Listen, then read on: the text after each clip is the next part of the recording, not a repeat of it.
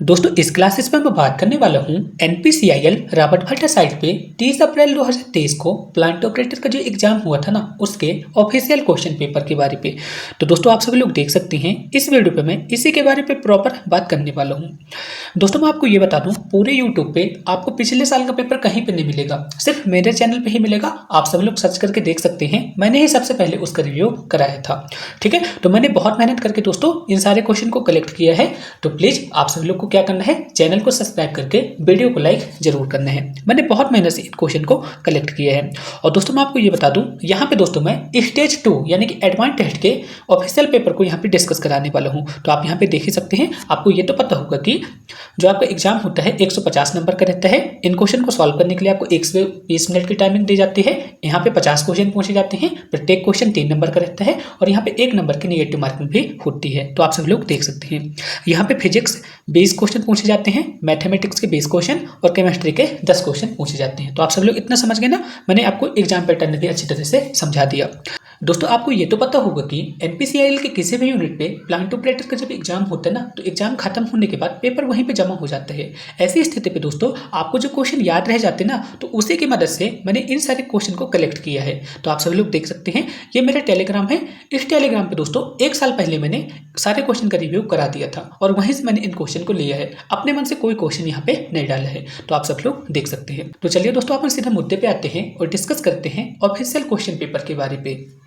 तो दोस्तों यहाँ पे क्वेश्चन नंबर 1 है। इस क्वेश्चन पे अपने को क्या करना है, यहाँ पे एक संख्या दी गई है। ठीक है, इस संख्या पे आपको क्या करना है, 3 की पावर m पे m की जो वैल्यू है ना, m की मैक्सिमम वैल्यू को अपने को फाइंड करना है।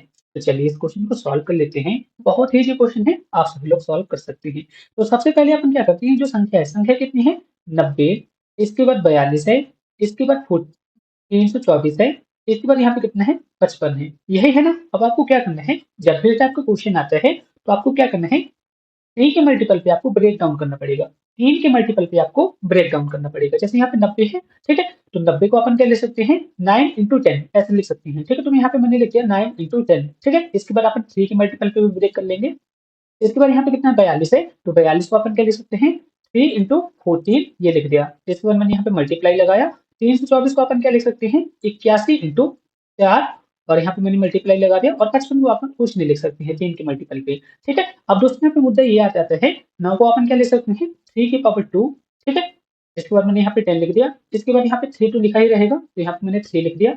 इसके बाद यहाँ पे 40 भी आ जाएगा और यहाँ पे 81 जो लिखा ना, 81 को अपन क्या लिख सकते हैं, 3 की पावर 4 यही लिख सकते हैं ना। इसके बाद यहाँ पे मैंने 4 का मल्टीप्लाई करा दिया और यहाँ पे मैंने 55 लिख दिया। अब आपको कुछ नहीं करना है।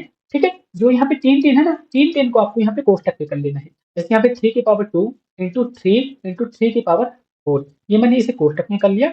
इसके बाद मैंने मल्टीप्लाई लगाया, यहाँ पे कितना है 14 इंटू, इसके बाद यहाँ पे कितना आ जाएगा 10 आ जाएगा। इसके बाद यहाँ पे 4 आएगा और यहाँ पे 55 आ जाएगा। ठीक है, अपने को इससे कुछ मतलब नहीं है, ये जो 55 यहाँ तक लिखा है तो इससे अपने को कुछ मतलब नहीं है। यहाँ पे क्या आ रहा है दोस्तों, यहाँ पे जो भी आया ना, आपको ये तो पता होगा कि जब गुणा में, जब कोई भी संख्या गुणा पे होती है तो उसके घात आपस में जुड़ जाते हैं। तो 3 यहाँ पे कितना आ जाएगा, 2 1 3 और 4 यहाँ पे आ जाएगा 7 आ जाएगा। तो 3 की पावर 7 यहाँ पे इसका करेक्ट आंसर रहेगा।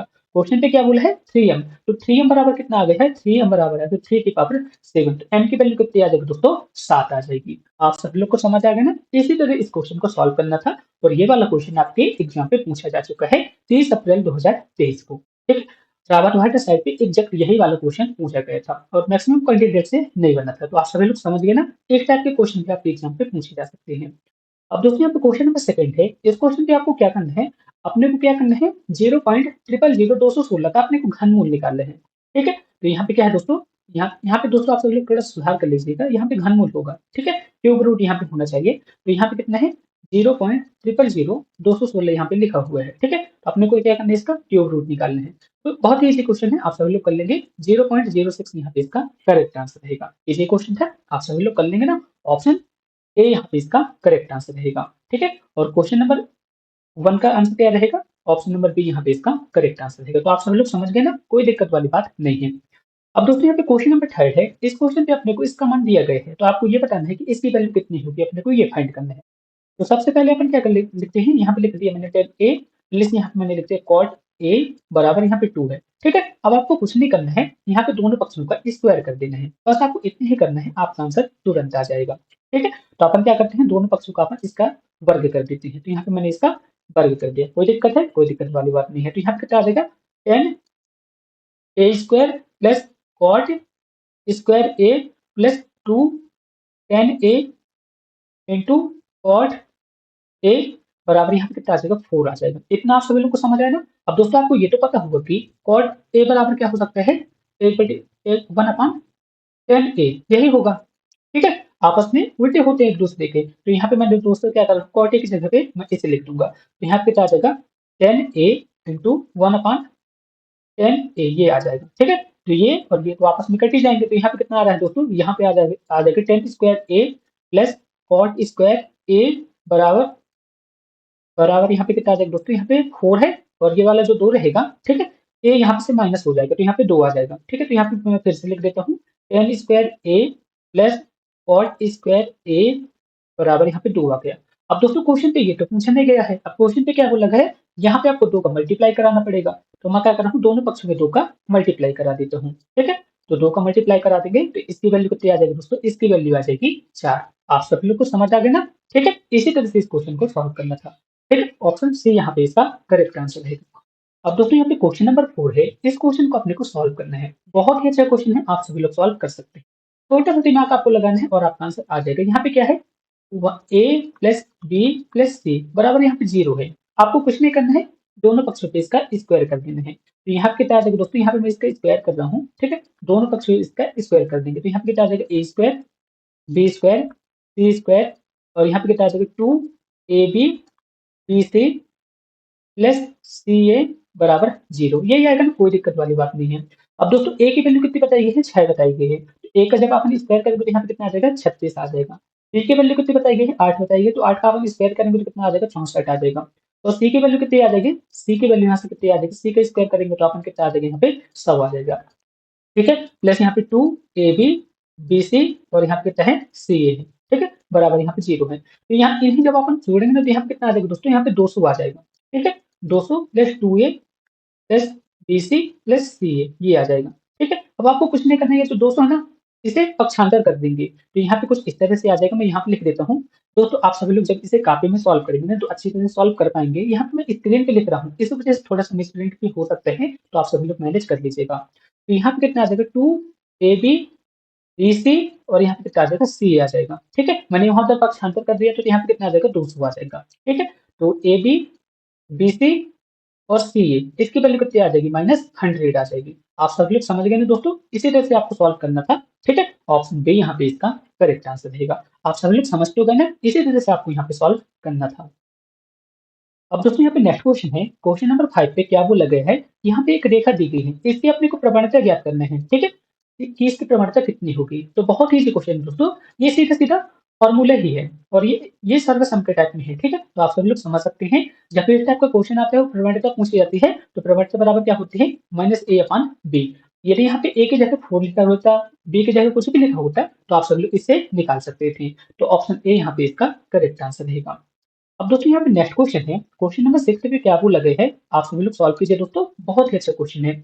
यहाँ पे क्या बोला है, पुत्र की औसत आयु, पिता और पुत्र की औसत आयु कितनी है, 28 वर्ष है। अनुपात कितना है, 3:1 है। तो पिता की आयु कितनी होगी, अपने को ये फाइंड करना है।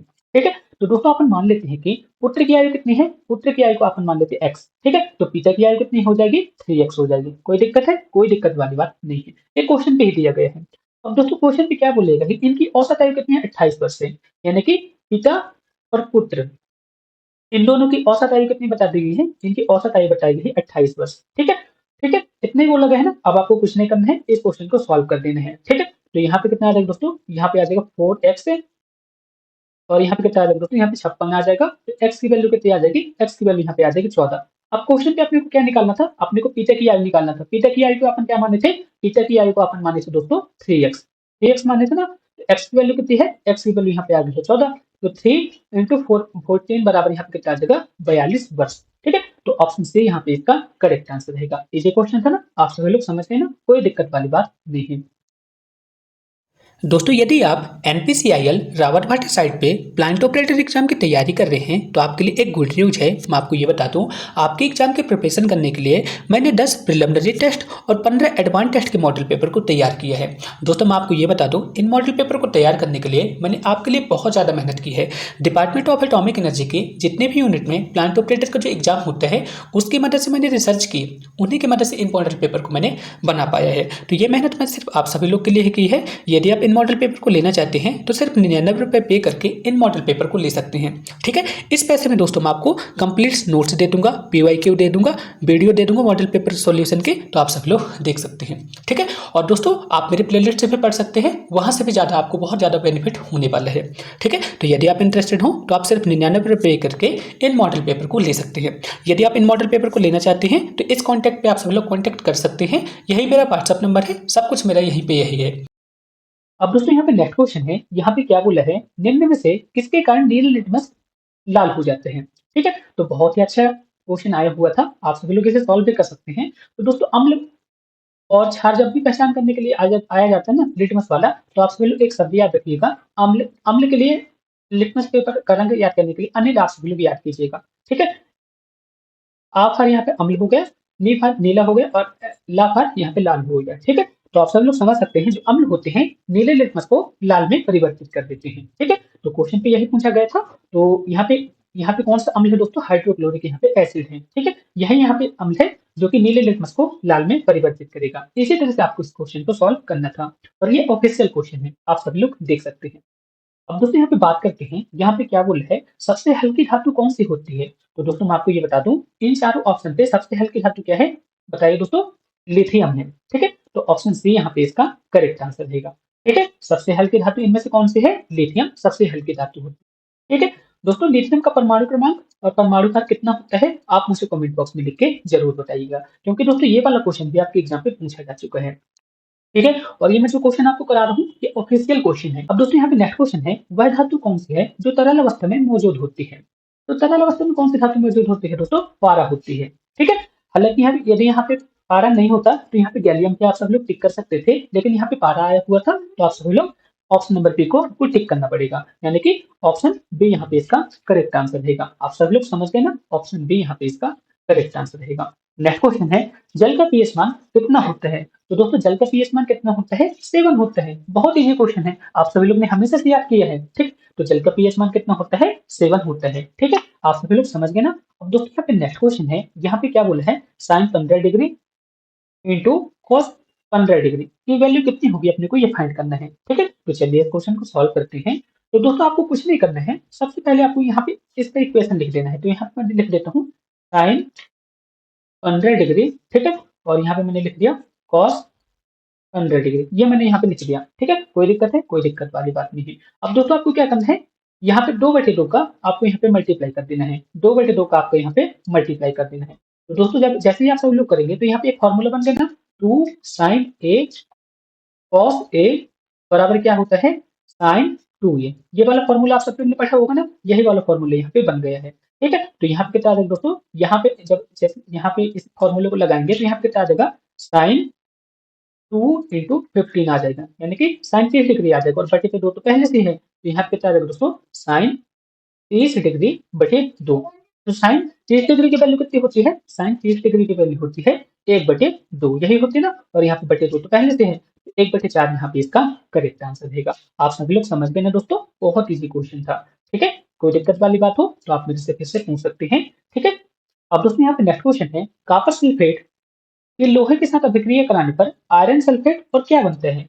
तो कॉपर सल्फेट की जब लोहे के साथ क्रिया कराते हैं ना तो आयरन सल्फेट बनता है, और यहाँ पे क्या बनता है दोस्तों, यहाँ पे कॉपर बनता है। तो ऑप्शन ए यहाँ पे इसका करेक्ट आंसर रहेगा। बहुत इजी क्वेश्चन था और आप सभी लोग सॉल्व कर ही सकते थे। अब दोस्तों यहाँ पे क्वेश्चन नंबर 13 है, इस क्वेश्चन पे क्या बोला गया है, Hg2 पॉजिटिव क्या है। तो दोस्तों मैं आपको ये बता दूं, Hg2 पॉजिटिव एक लुईस अम्ल है। ठीक है, ऑप्शन बी यहाँ पे इसका करेक्ट आंसर रहेगा, और ये ऑफिशियल क्वेश्चन आपके एग्जाम पे पूछा जा चुका है। नेक्स्ट क्वेश्चन है, पेंसिल में सीसा का प्रतिशत कितना होता है, आपको ये फाइंड करना है। तो दोस्तों मैं आपको ये बता दूं, पेंसिल में सीसा का प्रतिशत कितना होता है, 0% होता है। ठीक है, क्योंकि दोस्तों यदि पेंसिल में सीसा आने लगेगा ना, और सीसा कैसा होता है, विषैला होता है। ठीक है, तो आप सब लोग समझ सकते हैं, जो पेंसिल होता है ना, पेंसिल में सीसा की मात्रा कितनी होती है, 0% होती है। आप सब लोग देख सकते हैं, ऑप्शन ए यहाँ पे इसका करेक्ट आंसर रहेगा। नेक्स्ट क्वेश्चन है, एक तार का तापमान बढ़ाने पर इसका प्रतिरोध क्या होते हैं? ठीक है, यदि तार का तापमान बढ़ाते ना तो प्रतिरोध में वृद्धि होगी। ठीक है, तो ऑप्शन बी यहाँ पे इसका करेक्ट आंसर रहेगा। आप सब लोग समझ गए ना? ठीक है, जैसे जैसे तार के तापमान में अपन वृद्धि करते हैं तो प्रतिरोध में भी वृद्धि होगी। ठीक है, तो ऑप्शन बी यहाँ पे इसका करेक्ट आंसर रहेगा। कोई दिक्कत वाली बात है? कोई दिक्कत वाली बात नहीं है। अब दोस्तों यहाँ पे नेक्स्ट क्वेश्चन है जो कि बहुत ही अच्छा क्वेश्चन है। आप सभी लोग ने ये वाला फॉर्मूला पढ़े ना, y minus y one, y minus y one बराबर m into x minus x one.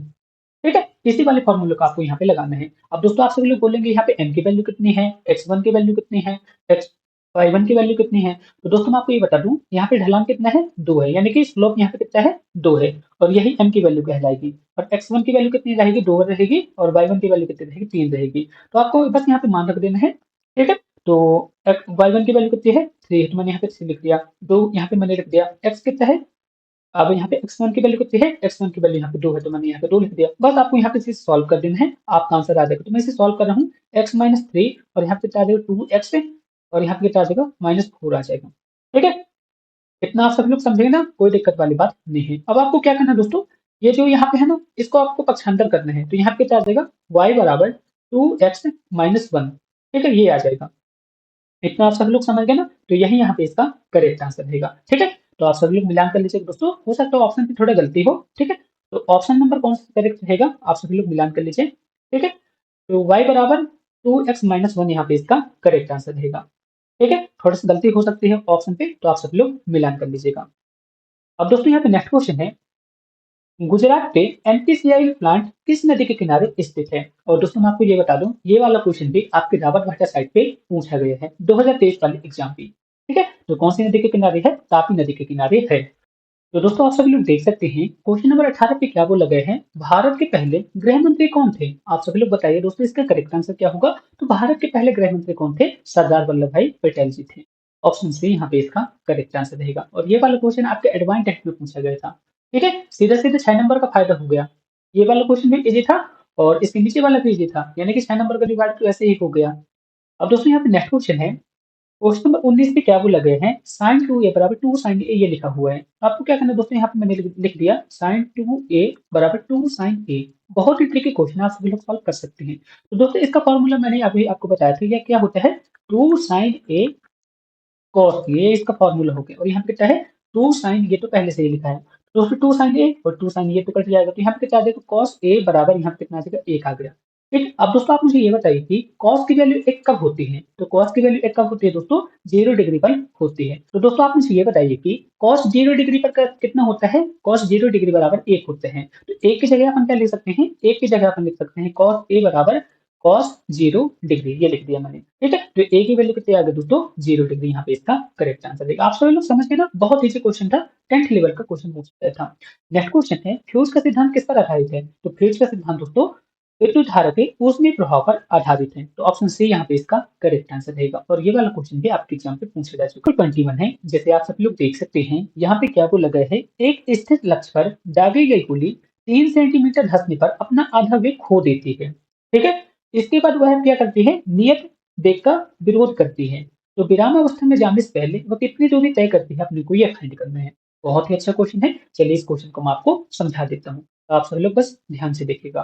तो दोस्तों आप सबको मुझे ये बताइए कि यहाँ पे प्रारंभिक वेग कितना है, 3 सेंटीमीटर है, और अंतिम वेग कितना हो गया, प्रारंभिक वेग का आधा हो गया, यही बोला गया है ना, तो इसका u बटे 2 आ जाएगा। ठीक है, और त्वरण अपने को नियत बताया गया है, आप सभी लोग देख ही सकते हैं, यहाँ पे त्वरण कितना है, नियत बताया गया, आप सभी लोग देख ही सकते हैं। ठीक है, तो त्वरण यहाँ पे नियत हो गया। तो दोस्तों आपको क्या करना है, गति का तीसरा समीकरण जो होता है ना, उसी का की सहायता से आप इस क्वेश्चन को सॉल्व कर पाएंगे। तो गति का तीसरा समीकरण कितना होता है, v स्क्वायर बराबर u स्क्वायर प्लस 2as, ये होता है।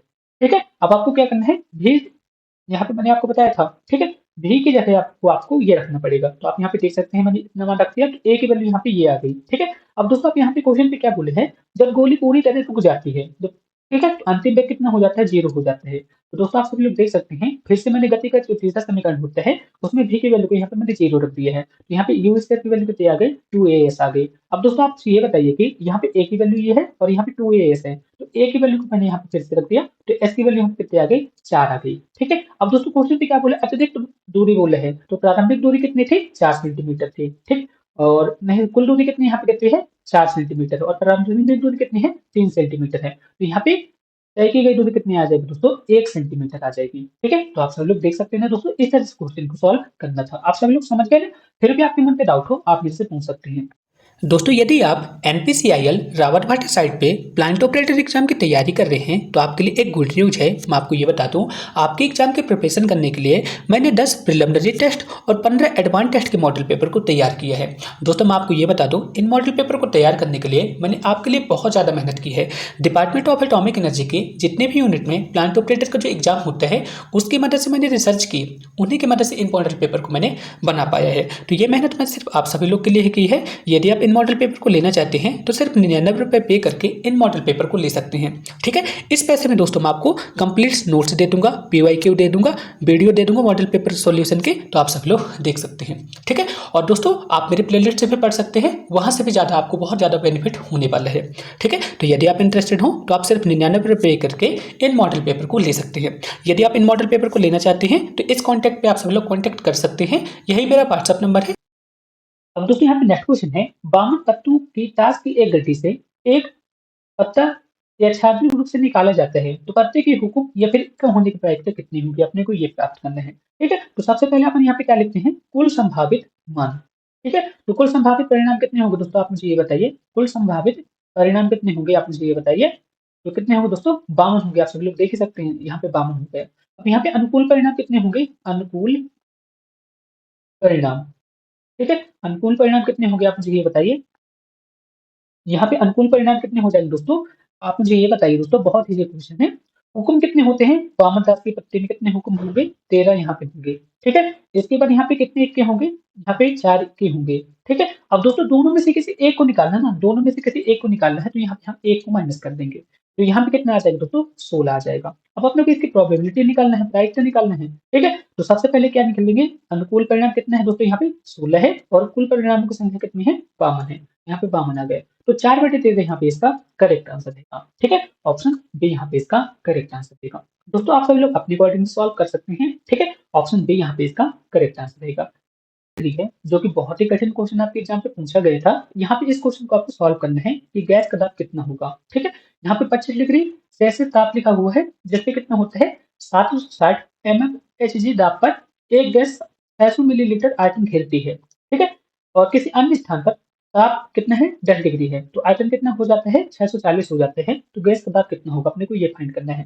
तो दोस्तों सबसे पहले अपन क्या करते हैं, यहाँ पे 25 डिग्री ना T1 ये लिखा है, तो अपन क्या करते हैं, इसको 273 को अपन जोड़ देते हैं तो केल्विन में परिवर्तित हो जाएगी। इतना आप सभी लोग समझे ना। इसके बाद प्रारंभिक तापमान कितना है 760 है, तो प्रारंभिक आयतन कितना होगा दोस्तों, यहाँ पे कितना है 600 मिलीलीटर है। इतना आप सभी लोग समझ गए।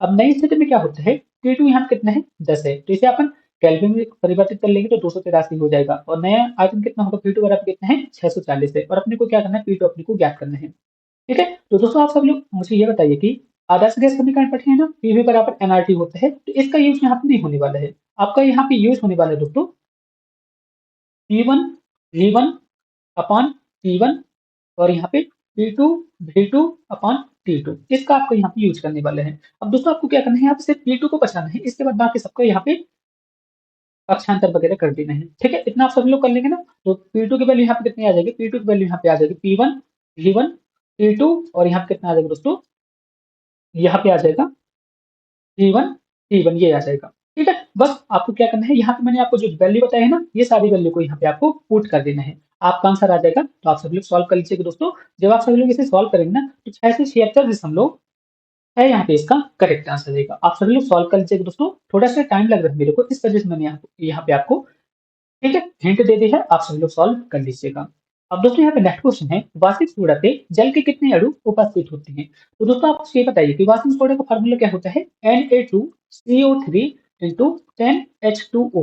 ठीक है, तो इसमें पानी कितना है, जल कितना है 10 है, तो 10 ही अणु उपस्थित होंगे। ऑप्शन ए यहाँ पे इसका करेक्ट आंसर रहेगा। नेक्स्ट क्वेश्चन है, नाइट्रोजन परमाणु पे न्यूट्रॉन की संख्या कितनी होती है, 7 होती है। ठीक है, ऑप्शन सी यहाँ पे इसका करेक्ट आंसर रहेगा। और दोस्तों इसी तरह का क्वेश्चन आपके नरोरा साइड पे अभी जो एग्जाम हुआ था 24 अक्टूबर को, वहीं पूछा गया था, तो आप सभी लोग देख ही सकते हैं। ठीक है, कितने क्वेश्चन आपके एग्जाम पे रिपीट भी होते हैं, तो आप सब लोग देख सकते हैं। अब दोस्तों यहाँ पे क्वेश्चन नंबर 26 है, इस क्वेश्चन पे अपने को क्या निकालना है, 5.5 किलोवाट कितना होगा आपको ये निकालना है। ठीक है, तो चलिए इस क्वेश्चन को सॉल्व कर लेते हैं। तो दोस्तों आप मुझे ये बताइए कि 1 किलोवाट हॉर्स कितना होता है? आप मुझे ये बताइए कितना होता है? 3.6 इंटू 10 की पावर 6 जूल ये होता है। ठीक है, अब आपको क्या करना है, इसमें 5.5 का यहाँ पे मल्टीप्लाई कर देना है। ठीक है, तो यहाँ पे 5.5 किलोवाट हॉर्स यहाँ पे कितना आ जाएगा? 3.5 इंटू 10 की पावर 6 इंटू 5.5। तो जैसे ही आप इसका मल्टीप्लाई करेंगे तो इसका करेक्ट आंसर क्या आ जाएगा? करेक्ट आंसर क्या आ जाएगा? 19.8 10 की पावर 6 जूल यहाँ पे इसका करेक्ट आंसर रहेगा। तो आप सब लोग इतना तो कर लेंगे ना, कोई दिक्कत वाली बात नहीं है। अब दोस्तों यहाँ पे नेक्स्ट क्वेश्चन है जो कि बहुत ही अच्छे क्वेश्चन आपके एग्जाम में उस बार ही पूछे गए थे। यहाँ पे क्या बोला गया है, यहाँ पे एक संख्या बताई गई है। यहाँ पे 3 संख्या बता दी गई है, इसमें कितने सार्थक अंक होंगे आपको ये बताना है। तो दोस्तों जब भी ऐसी कंडीशन आती है, जैसे यहाँ पे दशमलव लिखा है, ठीक है, और दशमलव के बाद भी संख्या है और पहले भी संख्या है, तो इनके सार्थक अंक की संख्या कितनी होती है? हमेशा जितने अंक होते हैं उतनी ही संख्या होती है। ठीक, इसमें जीरो को भी काउंट कर लिया जाता है। तो पहले वाले अंक में कितने सार्थक अंक है? 5 है, तो यहाँ पे मैंने लिख दिया 5। ठीक है, और दोस्तों मैं आपको ये बता दूं, जैसे यहाँ पे जीरो है, इसके बाद पॉइंट लिखा है, ठीक है, तो इसमें सार्थक अंकों की संख्या कितनी होगी? एक ही होगी, क्योंकि दोस्तों जीरो यहाँ पे पहले जीरो आ गया, इसके बाद जीरो जीरो है, तो यहाँ पे एक ही अंक को काउंट किया जाएगा, तो यहाँ पे एक आ जाएगा। ठीक है, और दोस्तों 10 की पावर यहाँ पे -3 है, तो इसको काउंट यहाँ पे सार्थक अंक में नहीं किया जाएगा, तो यहाँ पे कितने सार्थक अंक आ जाएंगे? 2 आ जाएंगे। ठीक है, तो कौन सा ऑप्शन करेक्ट रहेगा? ऑप्शन ए यहाँ पे इसका करेक्ट आंसर है। आप सभी लोग समझ गए ना, ये वाले कॉन्सेप्ट से क्वेश्चन आपके एग्जाम पे पूछे जाते हैं। अब दोस्तों यहाँ पे नेक्स्ट क्वेश्चन है, अर्ध दीर्घ अक्ष ए और अर्ध लघु अक्ष बी है, तो दीर्घवृत्त का क्षेत्रफल कितना होगा? आपको ये फाइंड करना है। तो दोस्तों इसका आंसर सीधे मैं आपको बता देता हूँ, पाई ए बी यहाँ पे इसका करेक्ट आंसर रहेगा। तो ये बता दूं, ये वाला क्वेश्चन एमपीसीआईएल रावतभाटा साइट पे 30 अप्रैल 2023 को प्लांट ऑपरेटर के एग्जाम पे पूछा गया था। और सेम क्वेश्चन आपका जो बार्क प्लांट ऑपरेटर का एग्जाम हुआ था ना, बार्क प्लांट ऑपरेटर का एग्जाम हुआ था 24 नवंबर 2023 को, तो उसमें पूछा गया था। तो आप सभी लोग देख ही सकते हैं कितने क्वेश्चन जो डिपार्टमेंट ऑफ एटॉमिक एनर्जी की यूनिट रहती है ना, उसमें रिपीट होते हैं, तो आप सभी लोग देख ही सकते हैं। अब दोस्तों यहाँ पे नेक्स्ट क्वेश्चन है, सूर्य की ऊर्जा किससे उत्पन्न होती है? तो सूर्य की ऊर्जा नाभिकीय संलयन विधि द्वारा उत्पन्न होती है। तो आप सब लोग देख सकते हैं, ऑप्शन ए यहाँ पे इसका करेक्ट आंसर रहेगा। और दोस्तों मैं आपको ये बता दूं, डिपार्टमेंट ऑफ एटॉमिक एनर्जी के जितने भी क्वेश्चन होते हैं ना, उसमें ये सबसे फेवरेट क्वेश्चन है। कई बार क्वेश्चन एग्जाम पे ये वाला पूछा गया है। ठीक है, तो आप सब लोग समझ गए। नेक्स्ट क्वेश्चन है, सबसे अधिक संख्या में किस तत्व के यौगिक होते हैं? तो कार्बन के यौगिक सबसे अधिक होते हैं, तो ऑप्शन सी यहाँ पे इसका करेक्ट आंसर रहेगा। नेक्स्ट क्वेश्चन है, प्रत्यावर्ती धारा को दीर्घ धारा में परिवर्तित करने के लिए किसका यूज किया जाता है? रेक्टिफायर का यूज किया जाता है, तो ऑप्शन डी यहाँ पे इसका करेक्ट आंसर रहेगा। नेक्स्ट क्वेश्चन है, एक कण का द्रव्यमान कितना है? एम है, और संवेग कितना है? पी है, तो इसकी गतिज ऊर्जा कितनी होगी? अपने को ये फाइंड करना है। बहुत मस्त क्वेश्चन है, और ये वाला क्वेश्चन आपके एग्जाम पे भी इस बार भी पूछा जा सकता है। ठीक है, पिछली बार पूछा गया था, इस बार भी रिपीट हो सकता है, तो आप सब लोग इसे याद कर लीजिएगा। तो दोस्तों आप मुझे ये बताइए कि गतिज ऊर्जा का फॉर्मूला क्या होता है? गतिज ऊर्जा का फॉर्मूला होता है हाफ एम वी स्क्वायर, यही होता है ना? ठीक है, तो आप सब लोग देख सकते हैं। अब दोस्तों आप मुझे ये बताइए कि संवेग का फॉर्मूला कितना होता है? ठीक है, मास इंटू वेग यहाँ पे इसका संवेग का फॉर्मूला होता है। अब दोस्तों आपको क्या करना है, यहाँ पे आपको सिर्फ v को बचाना है। ठीक है, यहाँ पे मैंने यहाँ पे सिर्फ v को बचा लिया है, तो यहाँ पे कितना आ जाएगा? p अपान m आ जाएगा। ठीक है, कोई दिक्कत वाली बात नहीं है। ठीक, अब आपको क्या करना है, v की वैल्यू को यहाँ पे रख देना है, और आपका आंसर आ जाएगा p स्क्वायर अपान 2m, यहाँ पे इसका करेक्ट आंसर रहेगा। आप सभी लोग समझ गए ना, कोई दिक्कत वाली बात नहीं, मैं कर देता हूँ आपके लिए। ठीक है, तो यहाँ पे मैंने लिख दिया k, ठीक है, और यहाँ पे मैंने 1/2 लिख दिया, और यहाँ पे मैंने m लिख दिया, और यहाँ v की जगह पे आपको क्या लिखना है? पी, और यहाँ पे एम लिख दिया। इनका आपको स्क्वायर करेंगे तो यहाँ पे भी स्क्वायर आ जाएगा, यहाँ पे भी स्क्वायर आ जाएगा। ठीक है, यहाँ पे एक एम और एक एम यहाँ पे कट जाएगा, तो 1/2 यहाँ पे कितना आ जाएगा? पी स्क्वायर अपान एम, यहाँ पे इसका करेक्ट आंसर रहेगा। तो आप सब लोग समझ गए ना दोस्तों, इस तरह से आपको सॉल्व करना था। तो के की वैल्यू कितनी आ जाएगी? के की वैल्यू आ गई पी स्क्वायर अपान 2m। आप सब लोग समझ गए ना, कोई दिक्कत वाली बात नहीं है। अब दोस्तों यहाँ पे नेक्स्ट क्वेश्चन है, यदि सेलों को श्रेणी क्रम पे जोड़ा जाए तो विद्युत भागफल कितना होगा? अपने को ये फाइंड करना है। ठीक है, बहुत अच्छा क्वेश्चन है, चलिए इस क्वेश्चन को सॉल्व कर लेते हैं। दोस्तों विद्युत भागफल यानी कि ई होता है, आप सब लोग इतना याद रखिएगा। श्रेणी क्रम पे जोड़ रहे हैं ना, सीरीज क्रम पे अपन जोड़ रहे हैं ना, तो आपको क्या करना है, इसका कुल विद्युत भागफल कितना होगा? एन ई होगा, आप सब लोग इतना याद रखिएगा। ऑप्शन ए यहाँ पे इसका करेक्ट आंसर रहेगा। ठीक है, यहाँ पे प्रतिरोध तो पूछा नहीं गया है, यानी कि जो स्मॉल आर होता है ये आंतरिक प्रतिरोध होता है, तो इसे पूछा नहीं गया था। यहाँ पे वोल्टेज के बारे में बात की गई है, तो वोल्टेज यहाँ पे नहीं पूछा था, तो सिर्फ एक ही ऑप्शन बचता है, और यहाँ पे कुल की बात कर दिया है, तो यहाँ पे एन ही यहाँ पे इसका करेक्ट आंसर रहेगा। ठीक है, इस तरह से भी आप क्वेश्चन को सॉल्व कर सकते हैं। अब दोस्तों यहाँ पे नेक्स्ट क्वेश्चन है, यहाँ पे क्या बोला गया है, यहाँ पे एक श्रृंखला बताई गई है। ठीक है, इसका मान कितना होगा आपको ये बताना था। जैसे यहाँ पे 9 और यहाँ पे 19 लिखा है, तो यहाँ पे कितना जुड़ रहा है? 10 जुड़ रहा है। इसके बाद यहाँ पे 20 जुड़ रहा है, इसके बाद यहाँ पे 40 जुड़ रहा है, इसके बाद यहाँ पे 80 जुड़ रहा है, 80 के बाद क्या जुड़ेगा दोस्तों? 160 जुड़ेगा। तो 158 और 160 को जब आपस जोड़ देंगे तो कितना आ जाएगा, 319 यहाँ पे इसका करेक्ट आंसर रहेगा। दोस्तों अब यहाँ पे नेक्स्ट क्वेश्चन है जो कि बहुत ही कठिन क्वेश्चन आपके एग्जाम में पूछा गया था, क्योंकि दोस्तों यदि यहाँ पे a इंटू बी यहाँ 30 लिखा होता तो आपका आंसर तो तुरंत आ जाता, लेकिन दोस्तों यहाँ पे ऐसा नहीं था, यहाँ पे 20 लिखा हुआ था और एग्जैक्ट क्वेश्चन आपके एग्जाम पे पूछा गया था। ठीक है, तो अपने को क्या करना है, a माइनस बी की वैल्यू को अपने को फाइंड करना है। ठीक है, a प्लस बी बराबर कितना है, a प्लस 5b कितना दिया गया है, 25 दिया गया है, तो अपने को क्या फाइंड करना था, a माइनस 5b अपने को ज्ञात करना है। तो कैसे आप सब लोग ज्ञात करेंगे दोस्तों, आप सब लोग देख सकते हैं a प्लस बी का होल स्क्वायर कितना होता है, ये होता है। ठीक है, तो आपको क्या करना है, इसका भी आपको स्क्वायर कर देना है, a प्लस 5 बी का स्क्वायर आप कर देंगे तो इस तरह से आ जाएगा। इसके बाद दोस्तों आपको क्या करना है, दोनों पक्ष में 20 ए बी आपको जोड़ना पड़ेगा, तो आप सभी लोग जोड़ लीजिएगा। ठीक है, तो लास्ट में दोस्तों आपको यहाँ पे अप्रॉक्स में लेना पड़ेगा, क्योंकि दोस्तों 425 अप्रॉक्स 15 मानना पड़ेगा, तभी आपको यहाँ पे इसका करेक्ट आंसर आ पाएगा। ठीक है, तो ऑप्शन यहाँ पे इसका करेक्ट आंसर है। इस तरह का क्वेश्चन आपके एग्जाम पे पूछा गया था, बड़ा टफ क्वेश्चन था। अब दोस्तों यहाँ पे नेक्स्ट क्वेश्चन है, एक आदमी घर के 3/4 भाग को 2 दिन में पूरा करते हैं।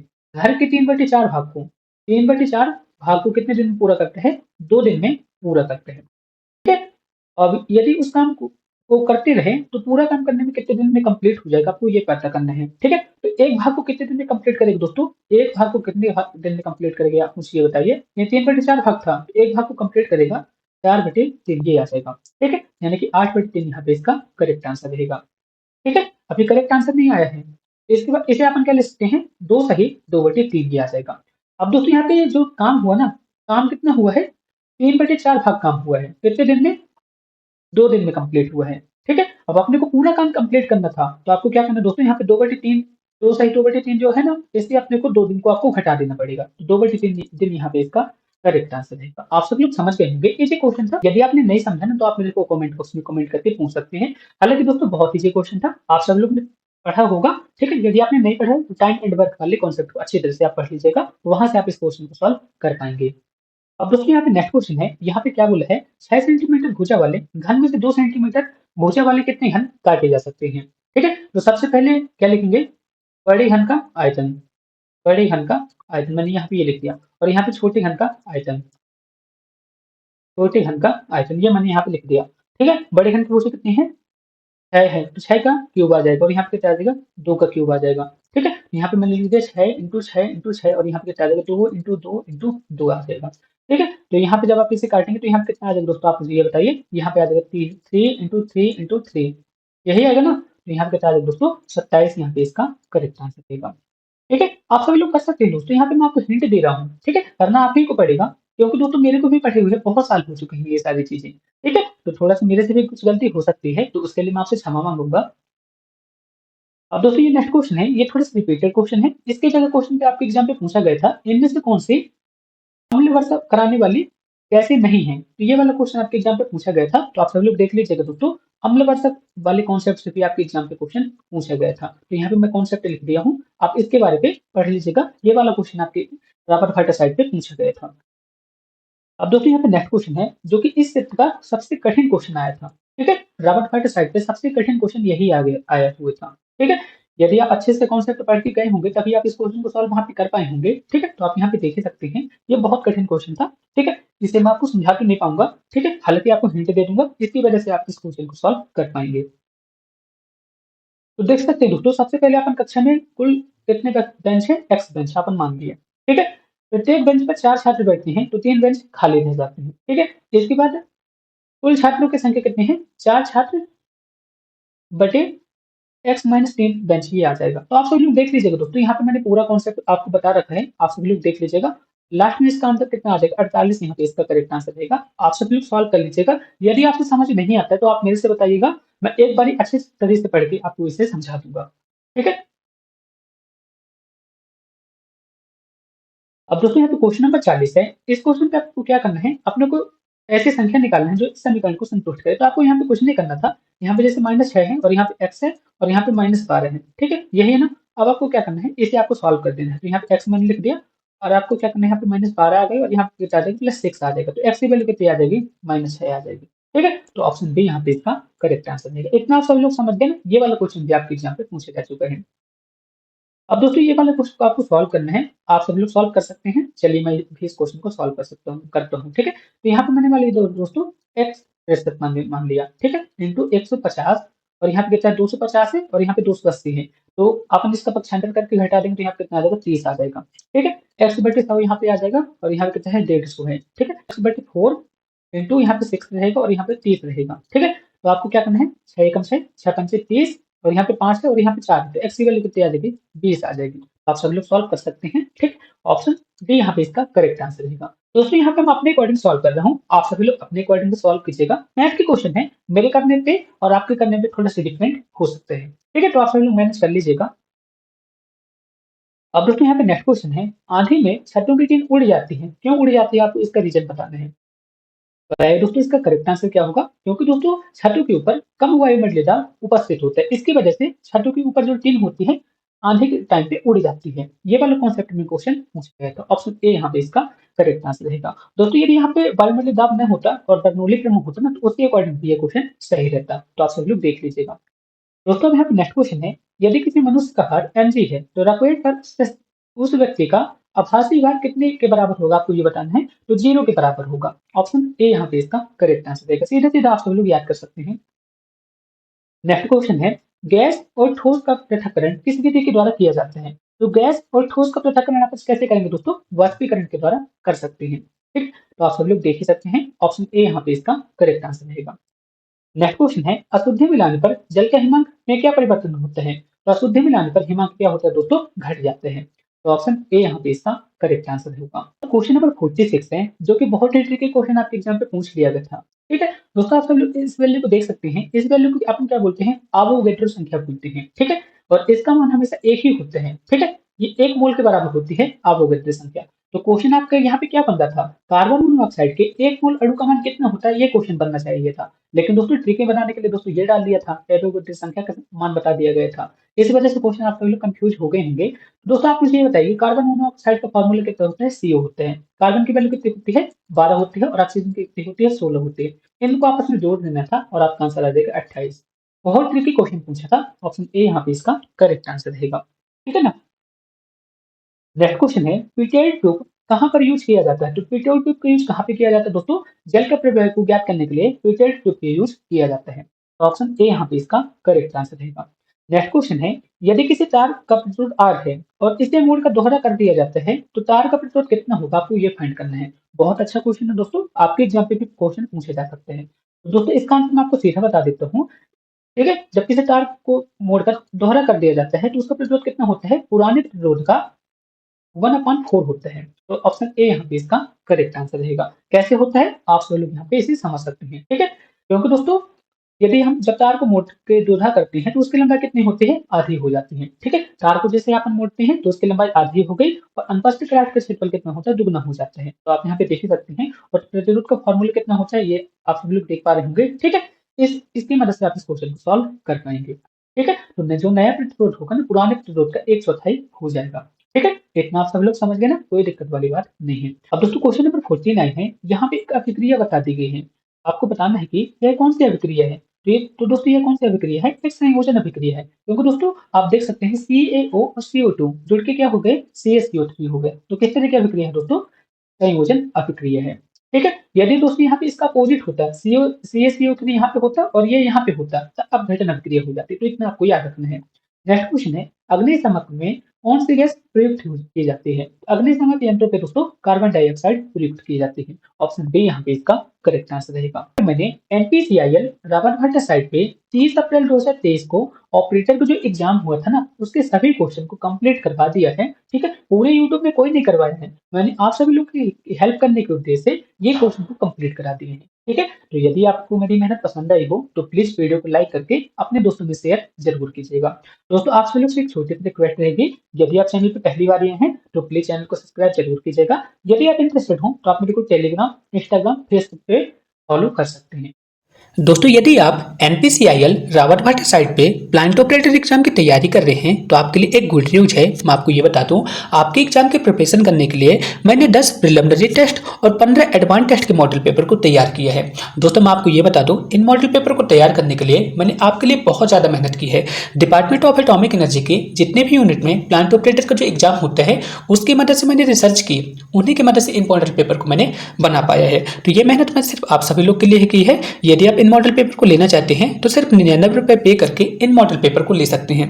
ठीक है, इस पैसे में दोस्तों मैं आपको कंप्लीट नोट्स दे दूंगा, PYQ दे दूंगा, वीडियो दे दूंगा मॉडल पेपर सॉल्यूशन के, तो आप सब लोग देख सकते हैं। ठीक है, और दोस्तों आप मेरे प्लेलिस्ट से भी पढ़ सकते हैं, वहां से भी ज्यादा आपको बहुत ज्यादा बेनिफिट होने वाला है। ठीक है, तो यदि आप इंटरेस्टेड हो तो आप सिर्फ 99 रुपए पे करके इन मॉडल पेपर को ले सकते हैं। यदि आप इन मॉडल पेपर को लेना चाहते हैं तो इस कॉन्टैक्ट पे आप सब लोग कॉन्टैक्ट कर सकते हैं। यही मेरा व्हाट्सएप नंबर है।